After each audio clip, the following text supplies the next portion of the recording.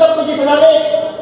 Nga tungod sa kalisod, sultihan mo na kung akong balikon ang Ginoong Hesus ang libuhat dito sa Kalbaryo. Nagpaaga sa iyang dugo, namatay si Hesus Kristo, gilubong siya, di katawang gawa, laog na dito. Impirno na dito ng tao, pagkatulong ka daw, labanhawan. Kaya ingon ang 1 Corinthians chapter 15 verse 14 to 17, nga si Kristo namanhaw ang atong sala nagpasayo. Si Kristo namanhaw ang atong pagtuo, dili kawang. Ang atong pagwali, dili kawang. O di pasabot, kung mutuo ka sa gospel, kung mutuo ka sa maayong balita, na si Kristo namatay, ginubungog namanhaw, ingon ang Bible, makabatong ka sa kaluwasan sa imong kanan.